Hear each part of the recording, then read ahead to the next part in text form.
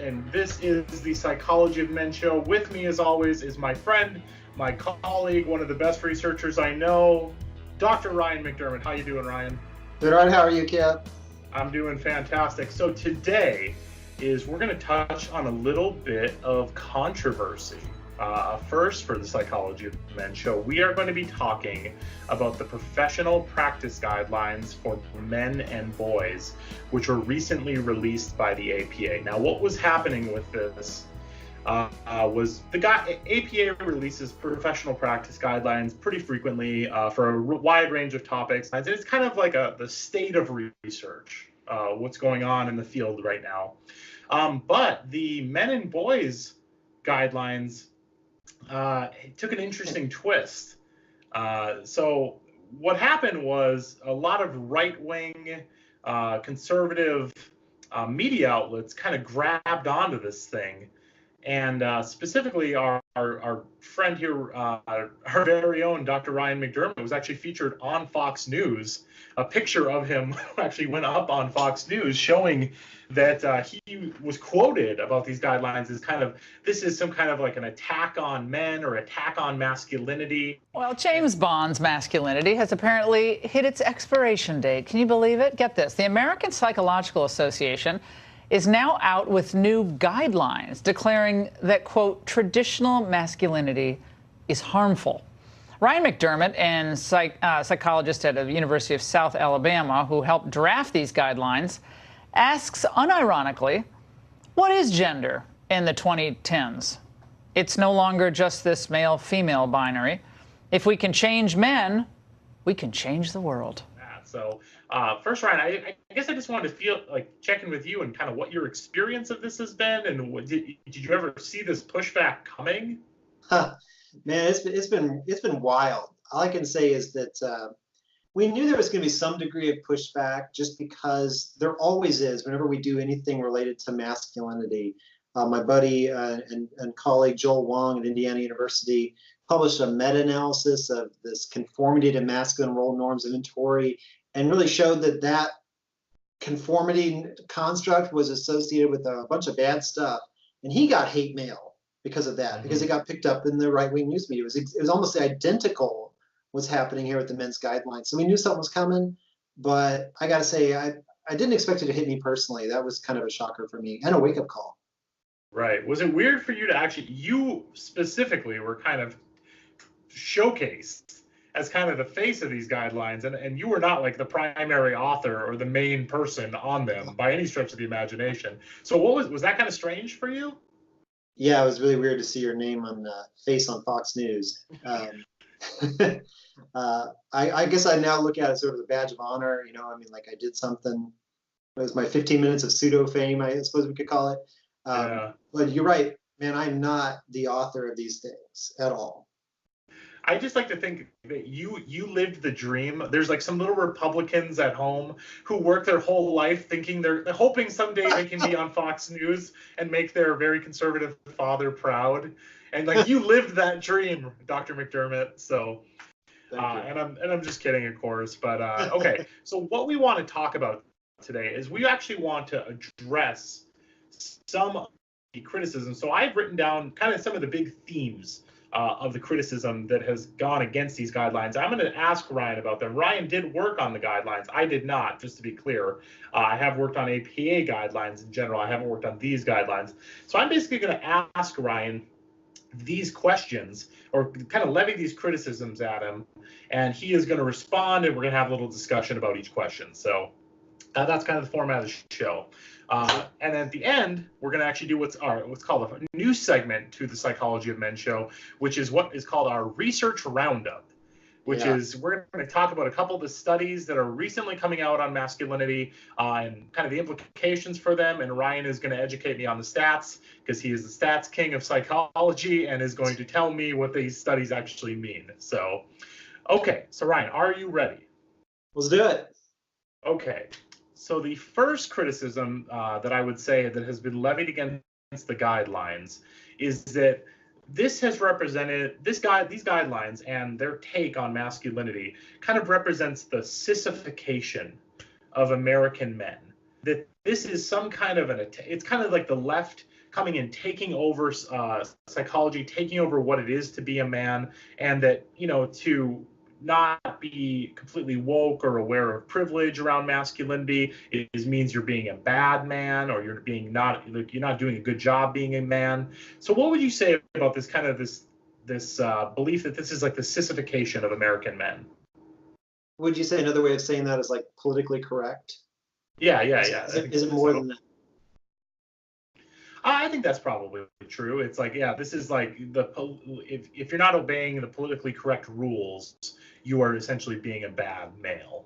And because there's a lot of terminology in the guidelines, a lot of work, like talk about privilege, talk about masculinity, toxic forms of masculinity, things like that. So what would you say to that? Yeah, so I mean, like if you gotta think about the context of when these guidelines came out, it was around the time of the Me Too movement, right?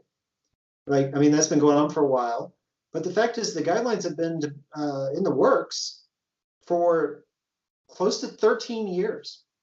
But the fact is that, I think that we're getting this sissification criticism, or this idea that we're taking away masculinity for ideological or political reasons because of the current political and ideological movement.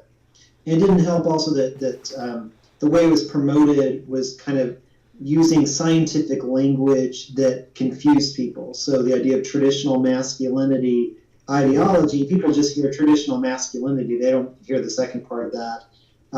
And I believe the exact phrasing was something like, the APA finds that on the whole, traditional masculinity is harmful. I mean, even I took issue with that. That's not right. That's not what we were presenting. But it provided fuel for the fire for all those people who only read the Twitter document and the Twitter feeds and never read the actual document. So what you're saying is there's a difference between traditional masculinity, like the colloquium term that people would use like on a day-to-day basis, and the scientific term, which is traditional masculinity ideology. That's right. Right. That's exactly. What would be the difference between that? Well, so, okay. Traditional masculinity implies that we're talking about sort of all men, right? But traditional masculinity ideology is not saying what men are, it's what men believe they should be. Oh, okay. You know what I mean? Like, so I can believe that a man should be in positions of power, but am I actually pursuing that? Am I performing my masculinity that way? That's another question. Mm-hmm.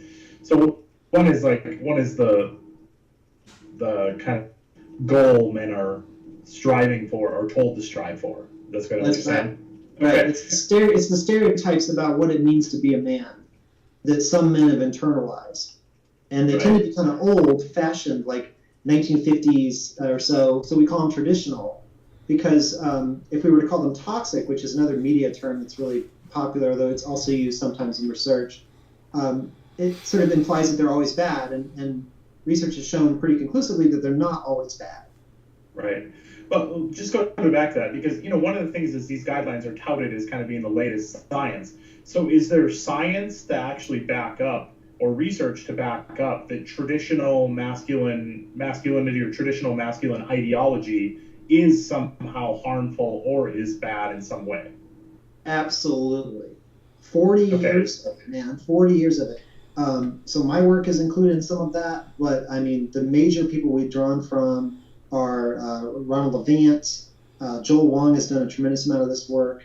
But basically, what we find is that both correlationally, which is just things related to each other, longitudinally, looking at things over time, so we can see like what causes what, and experimentally, that people who believe in these ideologies and endorse them in a really rigid fashion, they have problems. What we know pretty well from the science over 40 years is that if you rigidly endorse these ideologies so that you're trying to enact them all the time, then that causes problems, because a lot of them are inherently restricted in a lot of contexts.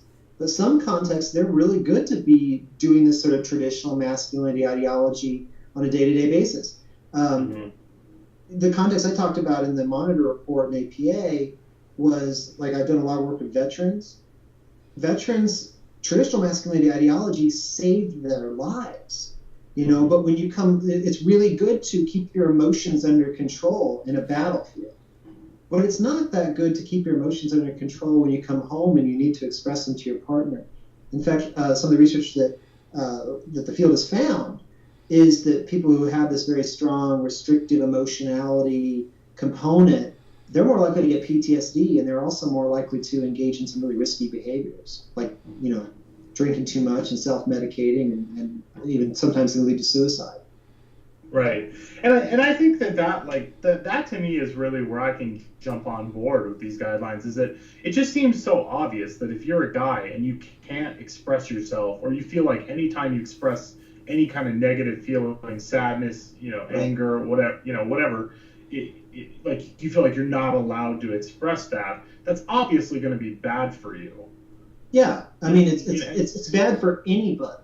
So if I'm a woman and I also believe that I can't express my emotions, women can sort of do these things too. It doesn't mean that men are the only ones that can do them, right? Mm-hmm. Then what we find is that when women also highly endorse that and have internalized it, they have the same problems that men do. There's no difference between men and women on this.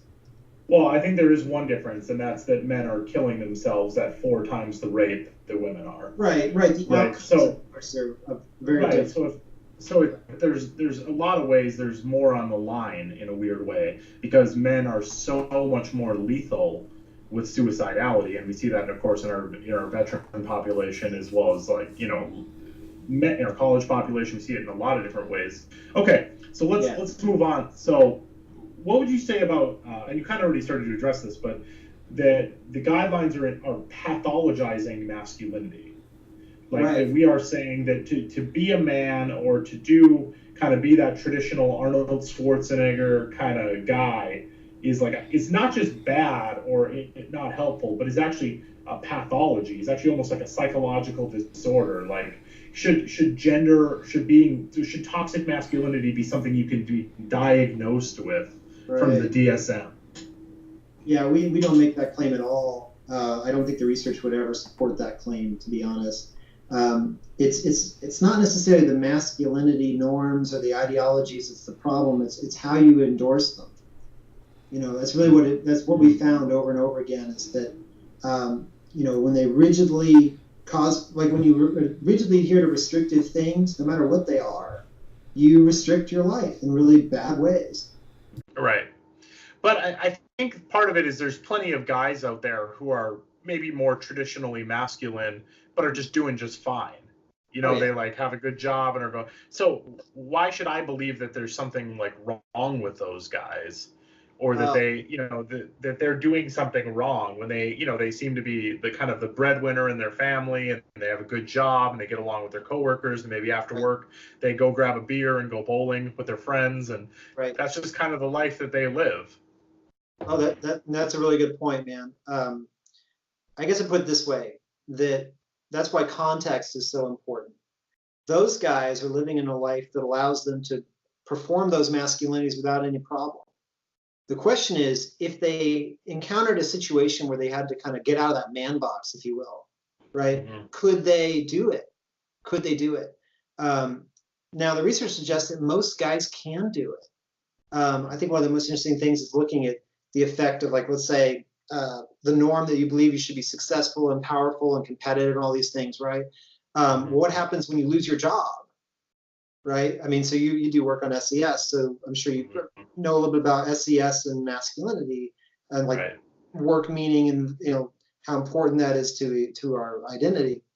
What we find, though, is that some guys simply say, okay, that sucked, I'm going to move on. Other guys get stuck. They probably, honestly, my opinion is they probably get stuck no matter what. Those guys have some inherent cognitive or psychological things that maybe predispose them to get stuck, right? But those are the guys, though, that tend to rigidly adhere to these masculine roles as well.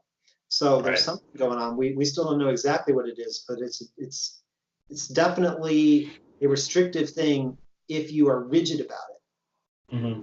So kind of being a traditional guy can work out just fine, but if you encounter a situation, such as a job loss. Another one I think about is like, maybe having somebody close to you, like a brother or somebody, pass away, that all of a sudden the kind of pull yourself up by your bootstraps or tough it through or like buck up kind of stuff isn't working anymore for some reason. Right. That the guys who can shift out of that and do something different tend to be the ones who are successful, the ones who can't, you called it like the man box, who can't shift out of that gear tend to be the ones who struggle. Right. And what we also know is that men are taught to do these things. That's why the guidelines talk so much about gender role socialization. So like what I'm saying is we set guys up to fail in many ways, because masculinity, ideology, these other pieces of it, we're constantly having as guys to prove that we are manly enough, if you will. And the research is quite clear on this, that if I threaten your masculinity, that's when those ideologies really start to really kick into gear, and I might double down on them. So like, in other words, this is probably gonna piss a lot of people off, but it's what the data would suggest, and I think it's probably why it did piss people off, that a lot of guys who are like the most masculine guys, they're actually pretty insecure. Right. Well, I don't think that is going to piss too many people off. I think that seems pretty like self-evident. You know what I mean? I think it's kind of known. It's kind of known in the culture that the guy, with the biggest truck has feels the worst about him or has the most to prove or something like that. Right. But then I think there's this other class. But hold on, Ryan. I think there's this other class though of people. Maybe when I think about like the Dwayne "The Rock" Johnson, or I think about like Joe Rogan, right? Or I think about like Sylvester, maybe not Sylvester Stallone, or like these kind of or even like a lot of hip hop stars, like I think about like Dr. Dre or something. These guys actually are adhering to these traditional masculine stereotypes in a lot of ways, but they're just really successful at them and aren't really struggling. Well, I think you got me there to a certain extent. I think that not all these things apply to every single person.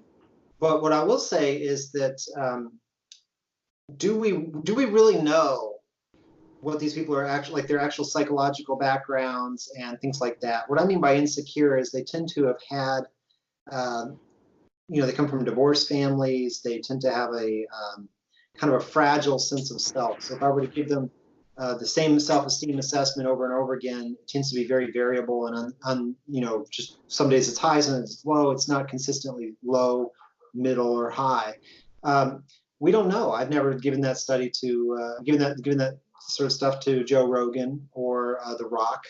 Also point out that The Rock though hasn't he been a vocal proponent of sort of like talking about your problems and having like psychological issues, or am I confusing with? Well, he has, but there's also, it's kind of like he talks out of both sides of his mouth a little bit, right?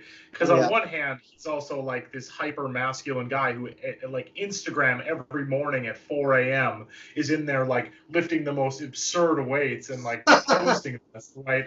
So I mean, yeah, he has, but he's also done that in a very like traditionally masculine way, where he kind of just is like, yeah, you just need to talk about it and like move forward. And I was really depressed when I got cut from like I didn't make it into the NFL, which is kind of like the first world problem with masculinity, right? Like you didn't make it into the NFL. Yeah. So to me though, I think I'm going to push back on that these guys are secretly insecure, and push back in a different way, that I think there are guys who can just win the masculinity game. Right, like The Rock has like the genetics. He's charismatic as hell. He is a super athlete, right? So he just is really, his body, his mind, how he like learned to be in the world, just really lined up well to adhere to like the kind of stereotypical masculinity, and that's been successful for him. Unfortunately, not all of us are born with amazing Samoan genes that make us insanely powerful and tall and good looking. Some of us are born with, let's say, chubby Italian genes, right? Or skinny Scottish genes. Right, and we're not born, and we're not going to be able to, like, I'm never going to bench press 400 pounds in the way he does 10 reps on that, right? So to me, playing that masculine game, even if I work out like crazy, do everything I can. There's a ceiling I'm going to hit. So I have to win the masculine game in other ways, right? Right. So I have to be more achieving in my job or academically, or I have to, I have to win. I have to do something else that makes the kind of showcases that I'm a good guy, right? That I'm a good, strong man. Oh man, I think it's a really cool point. You know, if you think about where do these stereotypes come from, right? Well, so if I take any trait, let's say strength, and I give us a measure of strength to 1,000 people, and then I overlay that between men and women. What I'm going to find is that the normal distribution curves, the curves, are essentially going to be 98% overlapping. But there's 2% or so where they don't overlap. And that's what researchers believe these stereotypes come from. That this is where the idea that men are strong and all this compared to women originated. It's from explaining our world. It's the fact that indeed most men, not most, but some men are stronger than women. Now there's also lots of women who are stronger than me, right? But I am not on that end of the curve. Right. The Rock, man, he's got to be in that 2%, where very few women are stronger than the Rock, I would venture to say. Wouldn't you say? Right. Yeah. I mean, it seems obvious. Right. So what I'm saying though is it's not the masculinity. It's not it's not those characteristics that create problems. It's when you rigidly adhere to things in sort of a dangerous way. And the reason I keep going back to the insecurity piece is because it explains why some guys adhere to things in a really rigid way. Think about it this way. If it wasn't important to them at some level, if they weren't getting their sense of self-worth from it, why would they care if someone threatened their masculinity? That's the whole idea of fragile masculinity or precarious manhood or whatever you want to call it. It's where the field is heading now. We've done a lot of work on these ideology norms and things like that. But we're starting to now look at what happens when you experimentally threaten a guy's masculinity. And the research would suggest so far that a lot of guys are doubling down on it, but not all guys. Some guys are immune to it. I bet if you threaten The Rock about his muscles, I doubt he doubles down on it. You know what I mean? Okay, well, I think and just to keep us moving here, I think another major critique of the guidelines is that they are ideologically written, and that essentially you got these very feminist-oriented male psychologists and female psychologists and people of all gender identities, psychologists together, and they all kind of agreed that masculinity was toxic and we needed to write these guidelines. And the guidelines are written from a very certain political view and maybe are ignoring some science and are not ignoring others. So could you tell us a little bit about the way the guidelines were created? Is that the case where you just have essentially 6 or 7 psychologists sitting in a room kind of deciding these things? No. And how do you get in that room? Or is there more to it than in terms of how the guidelines are created? So there was a core group of people to some degree. I was one of 4 people that were tasked with organizing the guidelines, and that's different than writing them, okay? So basically, we were hired by APA, and they paid us to go on a long weekend in California, run by Fred Rabinowitz, myself, Chris Kilmartin, and Chris Liang. And the 4 of us got together and we took this massive document. I think when we got it, it was 80, 90 pages long. And it was written by about 200 different people. I'm sorry, I backed it up. It had 200, I apologize, my numbers are wrong. It's 200 pages and it was written by 60 authors. I remember now. And it was ridiculous. It was so long. And so what we did in preparing for is we just read through it and we thought, okay, what are the things, we were chosen because we were sort of on the forefront of science, I suppose, we knew what was going on. It was an honor to me, chosen for me because I was a doctoral student at the time. And they wanted a doctoral student perspective. So anyway, we took that 200-page document and we condensed it down to about 45, 50 pages or so, and then plus references, it came out to be 80 or so. But that's how we. So 60. Explain the 60 people wrote the document piece.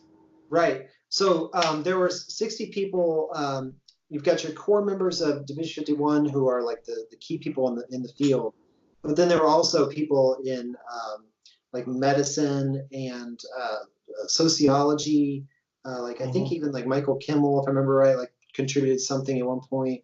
There's a whole list of them. If you go to the guidelines, that goes over them, but it's not just people in our division, it's all over psychology. But they all were people doing this work to some degree. I will say that we could not find anybody who did like an evolutionary psychology perspective. And looking back at it, I think maybe we didn't look hard enough. So I'll own that criticism for absolutely certain. But for the most part, it's a representation of 40 years of science in the psychology of men. Right. Okay. So you guys take this document, you consolidate it down. At that point, does it get released, or No. what happens? So you guys are making some pretty big decisions at that point of what's getting cut and what's kind of going. But how does it go forward to become like an APA document? Right. Because that was 2010 when we did that. Yeah. So then, fast forward, it took that long to then get through all the different hurdles of APA.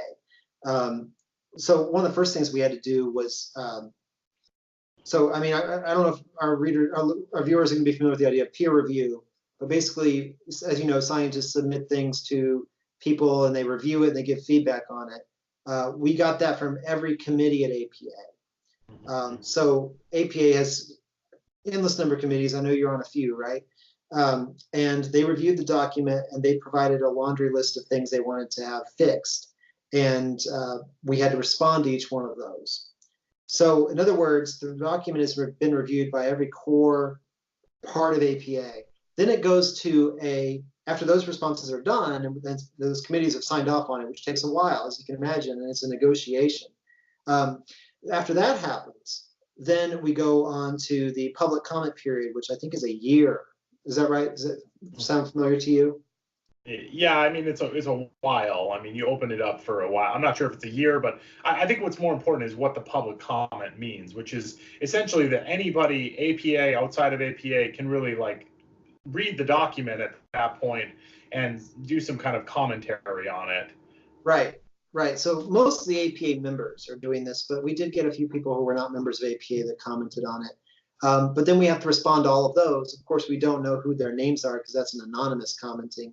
I think it was anyway. So we responded to the APA Council, which then looked at the Committee for Guidelines, I guess it is. I can't remember the name of it. I apologize. It's been a while. But anyway, they look into COA. Yes. Or COPS. I mean, COPS. Yes, COPS. Right. Okay. Yeah. So essentially, I mean, just to speed us up a little bit here, essentially that first commentary piece is to get feedback from everybody. Right. So how many is in a position of leadership? Right. Okay. So essentially, just to explain some of the insider baseball here, APA is made up of psychologists that are both elected and kind of win positions based on merit. They form what's called the governance, and the governance gets an opportunity to comment on this. The public gets an opportunity to comment on this.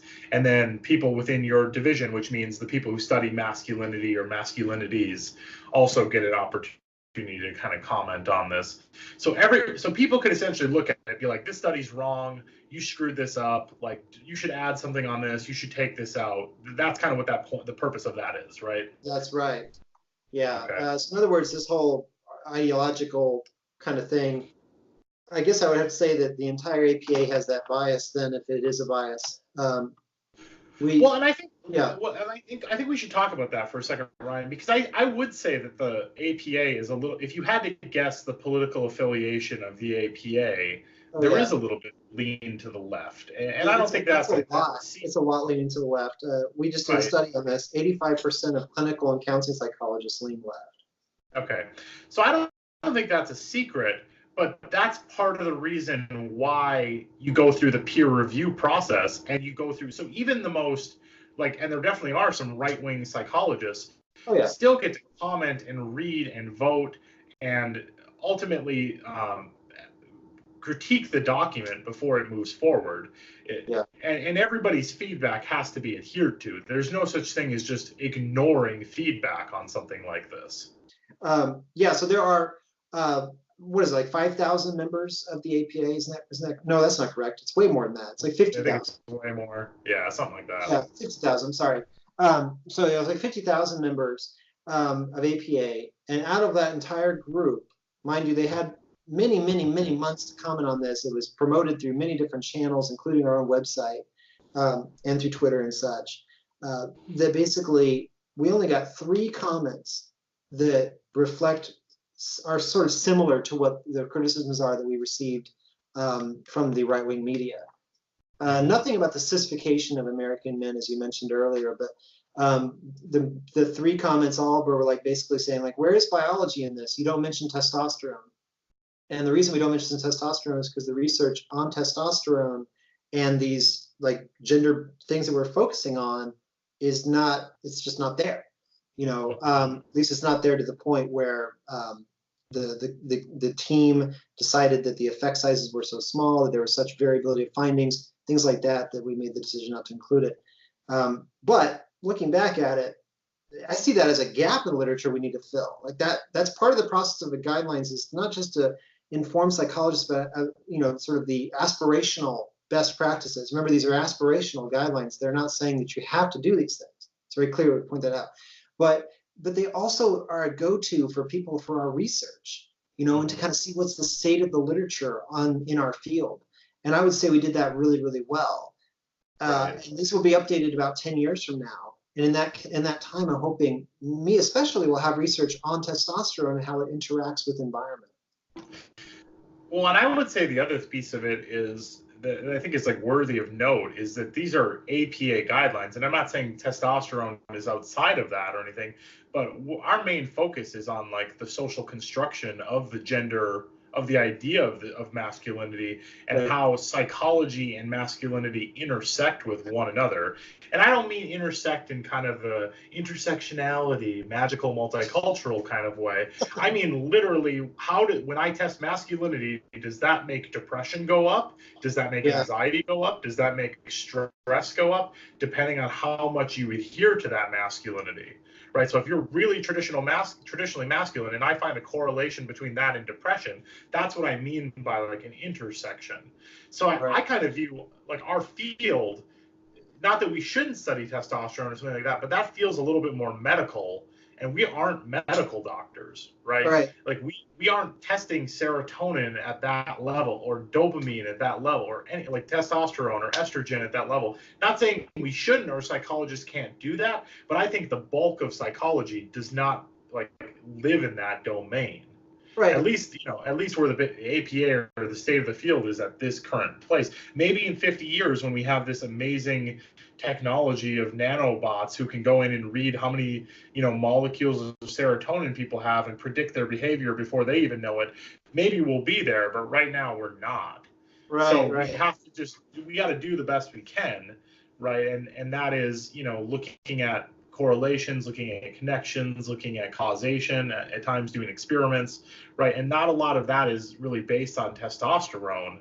You know, there's just not a lot to be said that's like, the more testosterone you have, the more masculine you are, the more masculine you are, the more unhealthy. Like that would be a very unnuanced and like simplistic view of everything. Right, and the data just doesn't support that. I mean, there's so much within, you know, there's so much variability in testosterone levels.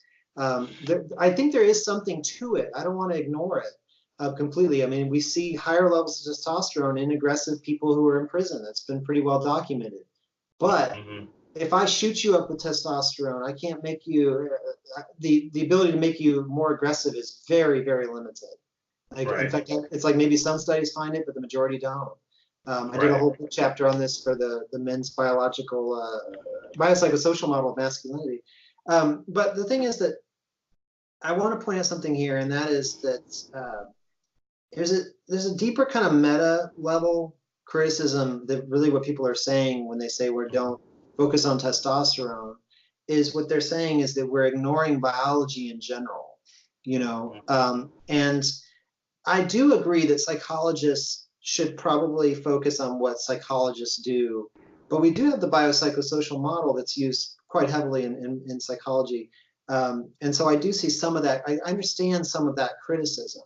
The problem I think we run into here is that not only is the science kind of weak in terms of conclusive findings, like what you were talking about, we just don't see on any regular basis.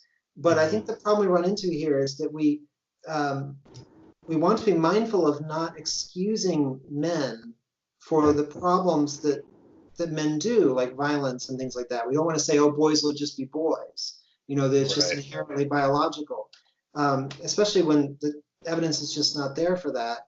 But I think people who criticize us about the guidelines in this issue, what they really want is they want us to say that there's something hardwired about being a man and a woman.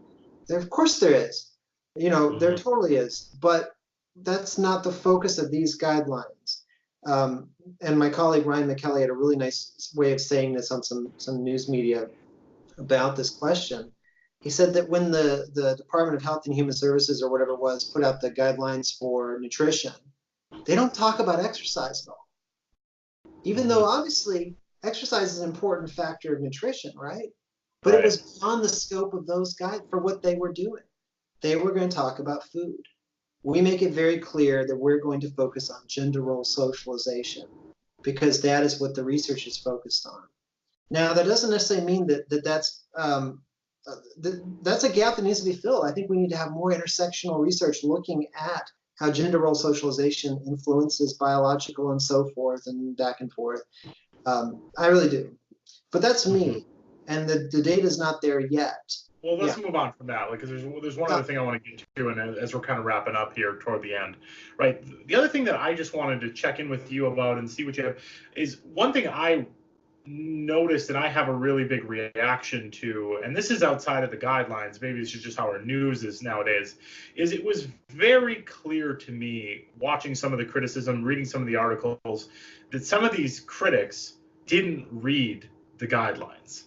Yeah, I know. Right, and we're misquoting the guidelines, or we're like literally we're saying there was one person I remember, I think it was on the Fox News segment, who was like, if they just had some kind of definitions, like in the document, and like there are literal definitions in the document. Am I right? Like there are, and people have criticized us about that too, because that's where just in our definitions they said that we're using biased terms such as privilege and things like that. I guess I just don't see those as biased terms, but I hear you, man. I would just tell you that my personal experience about this has been really eye-opening.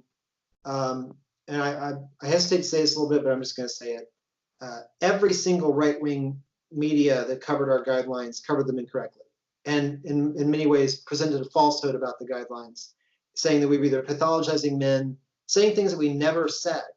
Like, for instance, you can search the document. Traditional toxic masculinity is nowhere in there.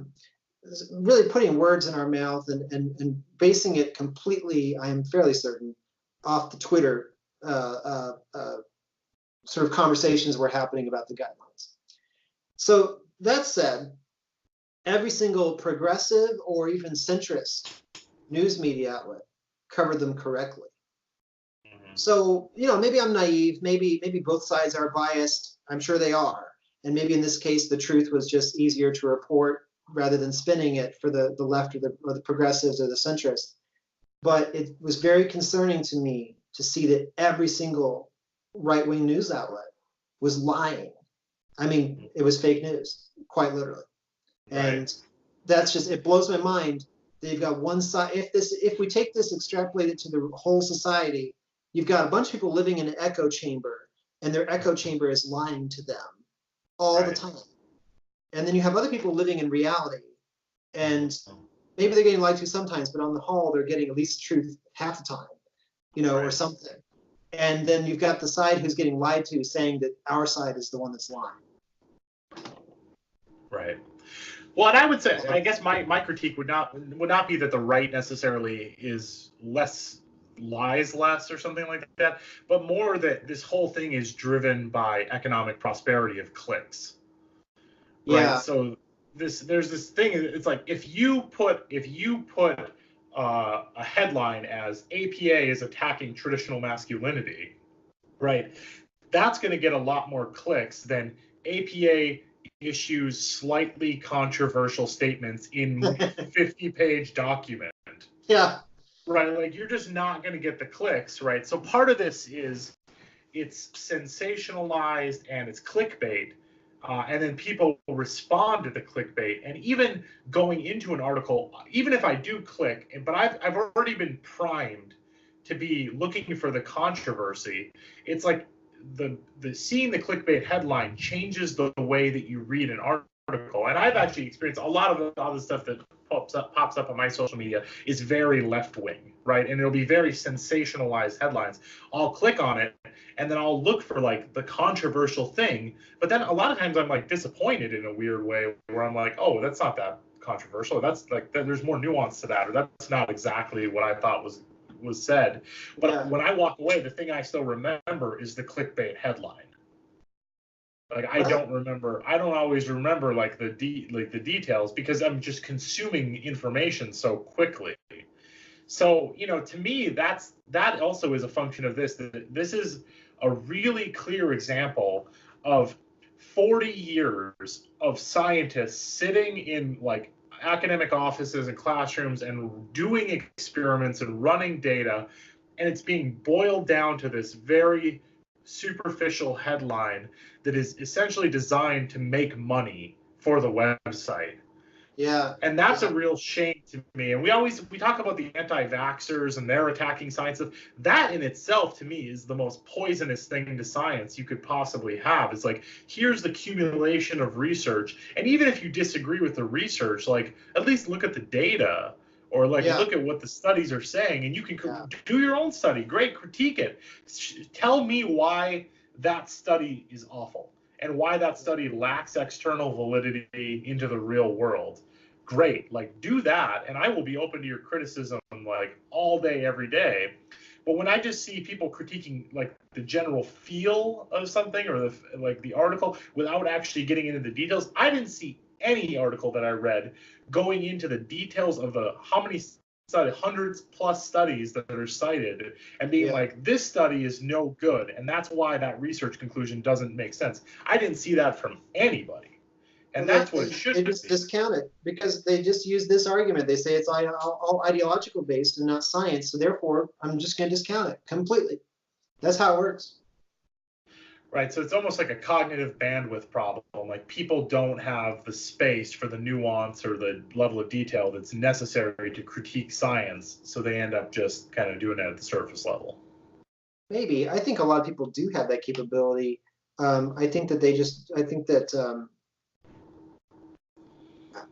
well, we know this. Here's another science piece. I can Google this if you'd like, but it's been replicated a number of times. If I say something, it's incorrect over and over again, eventually you believe it's true. Right. So think about all those clicks that you read. Even if you don't read the whole paper, you just see the headline, you're primed for it. It's stuck in your brain. It's like a super highway of misinformation that is very hard to overcome, especially if it fits with your ideologies. Right. And the ironic thing about this, Kip, is the people who are most upset about this are the guys that we most need to help generally. Not always. Some of the guys who get upset about this are genuinely doing great, and I'm happy about that. I got a lot of hate mail, and some of the more common ones I got were things like, well, what would you say to my grandpa? He's an honorable man and all these things. He served in World War II and all that. And he's like, from your definition, he sounds like he'd be a terrible person. I wrote back to those people, and I said, no, your grandpa sounds like a wonderful man. And I explained our position, a little bit more carefully. Taking an anecdotal example, like your grandfather or somebody's father or whatever, and like saying like, oh, that refutes this 40 years of research, right? And that to me is inherently problematic, right? Because a person who's saying something like that is misunderstanding how science works. Right. Well, that's a good point. I see where you're coming from. I just didn't want it to sound elitist because I feel like the idea that we our elite academic elites is a major barrier to being heard. But I think there's a big difference. I think there's a big difference between being. I think there's a big difference though between being elitist and actually having an adherence to the truth, right? Right. But what is truth? Well, I think truth, for example, is what the data tends to support, right? And there's a little bit of wiggle room in there, in that like you can set up a study in a certain amount of way, but the reason the guidelines are so powerful is because it's not one study. Right. It's like hundreds of studies, right. like added all together, right? And when you take all of that information together, you end up with some kind of a conclusion. Right. Like I think it was a Laura Ingraham show that there was a lady who was critiquing us. She was like a blogger or something, and she says, "One thing I really took issue with about this particular study," and that's when I was like, "Oh, what the hell are you talking about? This is not one study." It's exactly right. In many ways, this is a meta-analysis. It's just without the statistical testing to see whether or not there's an average effect. But by the way, that's coming. But it's kind of like, I think an analogous example is that you hear it often is people will do something like they'll read a study that's like ketamine has been shown to be the better treatment for depression than cognitive behavioral therapy, right? And it'll be in one study that shows up. Well, here's the thing, though, is we have thousands of studies that show that CBT is extremely effective for depression at this point. Yep. So one study isn't powerful enough to negate everything else going on this end, right? So you can't just say the singular study. That's not how science works. There could be an error in that study. It could be a weird sample. Unless that study gets replicated hundreds and hundreds of times, it's really not going to make that big of a difference. So do you think that the right wing is kind of appealing more to this automatic processing without thinking too much, with like the absence of critical thinking, whereas the left and the progressive is also appealing to their audience, which tends to be more critical thinking? Yeah, I mean, I don't know. Again, I wouldn't talk in those extreme black and whites about it, like that all the left and all the right. I just think in that instance, I think that that's what I tend to see with critiques of this document, is that people are thinking about a singular example or a singular study and not thinking about the power of collective knowledge over a long period of time. Yes, exactly. And we have research in there that of course primarily comes from psychology, but we also have research in there that's related to medicine, sociology. I mean, when you keep finding the same thing over and over again, you have to ask yourself, okay, what's going on here? That's one of the things that I was trying to articulate one time about this one person who said that we were just ideologues.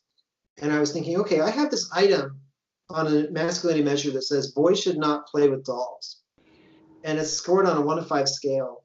And scores on the high end of that are explaining like 30-40% of the variation in another item, which has nothing to do with dolls, but it's if a woman is raped, she was asking for it. How can you explain that? That's data. That's what the data says. I have to explain it as, and I do. I'm very careful not to use causal language in that kind of study.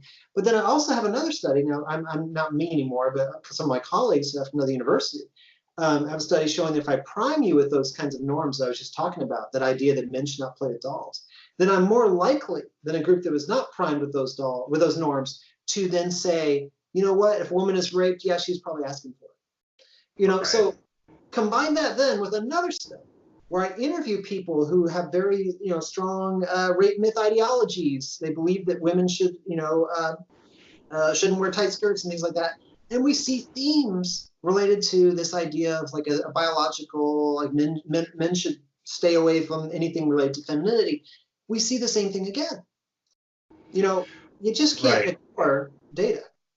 And the other thing I think is that ideology in scientific communities has a really hard time standing up unless there's data to support them, right? The only time academics essentially get together is to at conferences to all hang out and talk about research, right? So if every poster, is completely contradictory to the ideology, it gets really hard over time to continue to adhere to ideology day in and day out.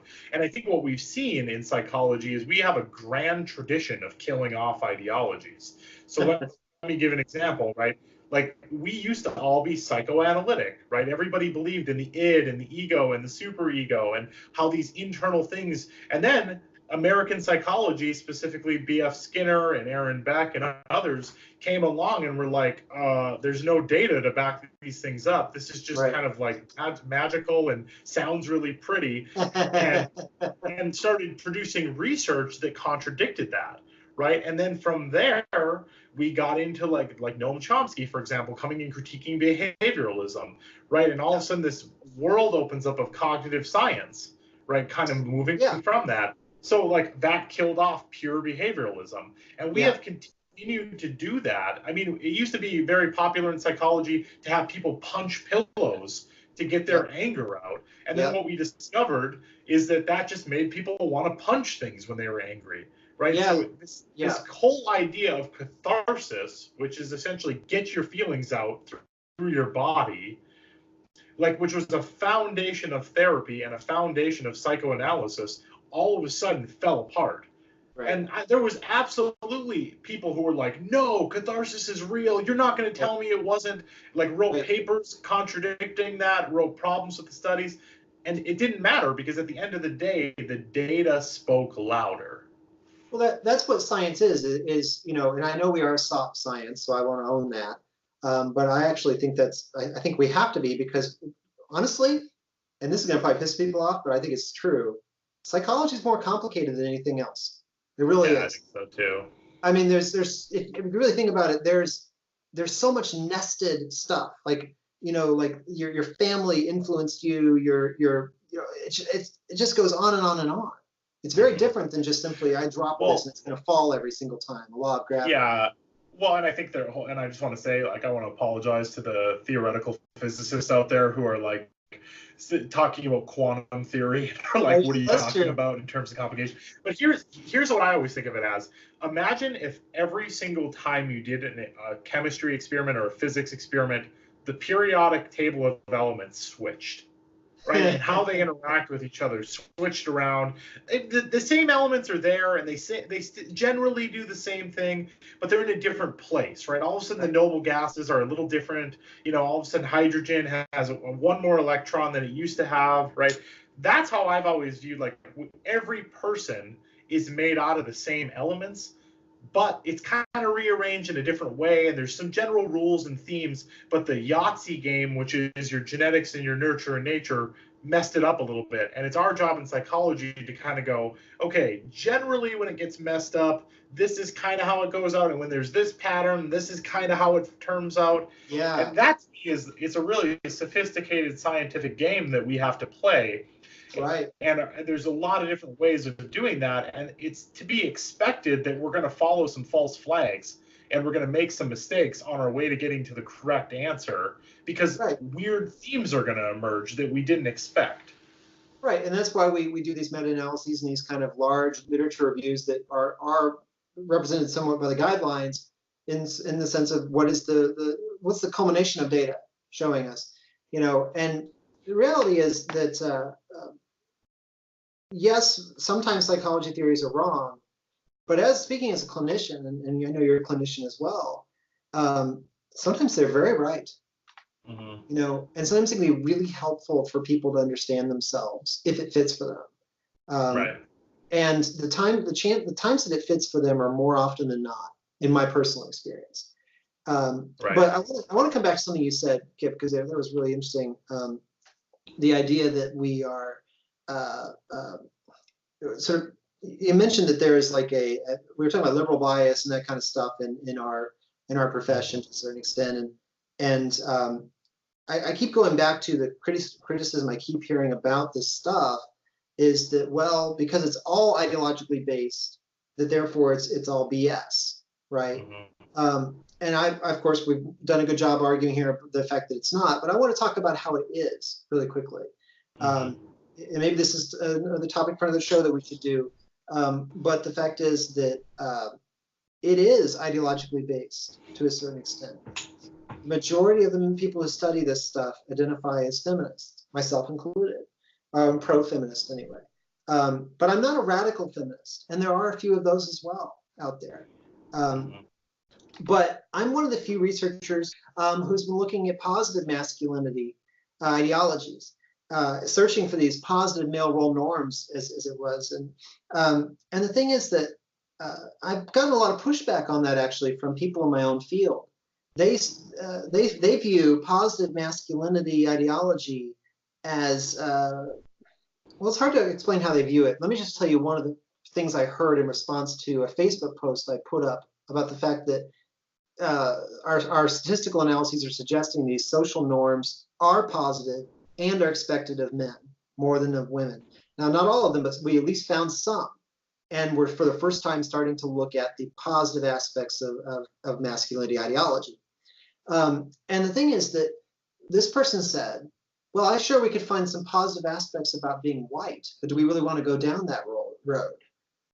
And I thought that was really interesting. And another person replied back essentially that that for them, social justice is doing research that is socially conscious in the way that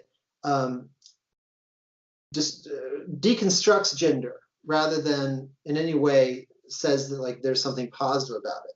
Because inherently, if you are endorsing these masculinity ideologies, what you're really doing is saying you're not a woman. It's like, and so in other words, you're othering one group of people. You're using it's patriarchy. It's keeping women in position of subservience. Right. That is an ideology base that I wasn't even aware of. Even as one of the people who helped, contribute these guidelines and everything, I wasn't aware of that level of ideological pushback to my own work on positive masculinity. I wasn't expecting it. Well, the other thing, though, I would say that makes it a little different than maybe what you said about like being white or like could we find positive thing, is that there's actually like a huge problem. There's not a huge epidemic of white people not feeling proud of being white or something like that in our world or our culture right now, or like feeling like their whiteness is this huge burden that they, I don't know, maybe there is in terms of white guilt or something like that. That's not what I mean, though. What we do have a problem with is men not seeking help, men dying younger than women by significant margins, men committing suicide at 4 times the rate of women, men not going and getting health care when they need to, men becoming addicted to substances at many times the rate that women are, dying from substances, dying from opioids at way higher rates than women. So there is something unique about the masculinity problem that's worth spending time on and studying and examining, that has real world consequences, where I don't think like studies into why white people are, why the positive aspects of white solves any kind of problem, other than maybe like enjoying some kind of philosophical debate about it or trying to be controversial or something like that. Like, to me, there's no problem to be solved, and I believe science should be practical. Absolutely, I completely agree. Right. That's a great point. I think I was secretly born into, actually, in my other academic life is public health. I absolutely agree. Whenever we write a research paper, I always talk about what's the public health problem. Then, because it's a public health problem, what have researchers done to address it? And then what's the gap in that literature in terms of addressing it? And that's where all my papers have the same format. Okay. Well, Ryan, I think that's a good place to kind of wrap up at this point. And thanks for addressing some of the questions and the criticisms. So now we're going to start with our brand new segment of the Research Roundup. Research Roundup. Yeah, okay. So the first study we're looking at today is a path analysis of racially diverse men's sexual victimization and risk-taking and attitudes by Dr. Brianna French, University of St. Thomas. Really, she's just trying to understand how men who have experienced sexual victimization earlier in their life go on later to maybe have some very sexist or very unhealthy attitudes about relationships and dating. And she's wondering whether or not there might be some racial or differences there between white and black men. And what she found is that men who have been sexually victimized are more likely to be engaging in some sexual risk-taking behavior, and that's what's really explaining some of this very traditional sexist dating attitude ideology that is happening later. So yeah, kind of a cool study. You should check it out. It's in the newest edition of Psychology, Men, and Masculinities. In fact, actually, that's where all of our studies this week in Research Roundup are coming from. All right. What do we got for the next one, Ryan? Okay, our second study is called The Phenomenology of Military Sexual Trauma Among Male Veterans. It's by Dr. Lindsay Montieth at the Rocky Mountain Mental Illness Research Education and Clinical Center in Denver, Colorado, at the University of Colorado. Say that 3 times Ooh, that's a fun one. The Rocky Mountain Clinical Research. Oh my gosh, that's fun to say. Yeah, that's a long one. Anyway, so I wanted to cover this study because it shows some of the breadth of research we do in the psyche of men. This is what's called a phenomenological study, which just means that people were interviewed, and they interviewed, I think, 18 military veterans who had men with a history of sexual trauma in the military. So they have experienced a pretty significant military sexual trauma. And what they were looking at was what are the psychological, outcomes of all of that. And, really what I'm struck here is that it seems a lot like what concept called moral injury. And moral injury is just this idea that you've really been betrayed by your organization, and the morals you had going into that organization are no longer being upheld, and there's a big discongruence between that. But what I think is also interesting is it sounds like a lot of PTSD symptoms were associated with this, and they also said that they rarely received any support. And they basically just are pointing out that this is a pretty serious problem. We need to know more about it. So they did this really in-depth study using this qualitative method, and check it out. Pretty cool. Yeah, it's really interesting. You generally wouldn't think of men in the military being like survivors of sexual trauma. You think of them as being like survivors of car bombs or something like that. Right. So it's a really interesting, kind of eye-opening study where you just are examining something that's real, but you wouldn't necessarily know about it unless you were looking at it. Okay, so since this is our very first research roundup, and since we're talking about the men's guidelines and how toxic masculinity and traditional masculinity are being really, reacted to in the media, I thought we would pick the last study here. It's called In Search of Positive Masculine Role Norms, Testing the Positive Psychology, Positive Masculinity Paradigm. And it's me and you, Kip. So, a little shameless. In the spirit of our own narcissism, we picked our own study for our own episode of the Research Roundup. But it was a lot of work, and we just came out. So to hell with it. We're going to talk about it. Right. And honestly, I know this study a lot better than the other ones. So, just that too. Okay. So basic idea here is Kip and I were trying to understand, they've been like these gendered social norms, like what are expectations of men? Right. But the way the research literature has been studying them for so long is to look at kind of what are the negative aspects of those things. Well, this doesn't ring true with our clinical experience and what a lot of guys bring to us in the room. So basically, we said, okay, there must be positive norms out there. And in other words, those are things that are socially expected of men more than women, even though women can do them too. But they are also considered positive. So that's what we set out to do. We interviewed people. We did a bunch of statistical analyses with a very large sample of men and women. And we were just asking them, how positive do you think this norm is? And how much do you typically expect it of the men in your life versus the women in your life? And we found some interesting things. We found that 79 of these norms, all but 3 were strongly rated as positive. 32 were expected more of men, and 36 were expected more of women. And where it gets interesting here is that these are all things that people have called positive masculinity in other research. So some of the things that we call positive masculinity are actually just positive femininity. They're expected more of women than of men. And I thought that was kind of interesting. Plus, we do have some support that there are true positive norms out there. Things like being a protector, being, like solving problems for your loved ones, showing that you care through action. Those things are more expected of men than women, but Right. So just to give an example of that, like what we mean by that is not that men are being like extra feminine or like that's what positive masculinity is. What we mean is that when you ask people who like being a protector, is that important for men? People say yes. But if you ask, is that important for women? People also say yes, it's very important. But not and so you end up kind of, say it again? But not to the same degree. Right, but not to the same degree. But the fact of the matter is that protector characteristic can both be kind of like the strong man who protects his family and kind of the mama bear who protects her family.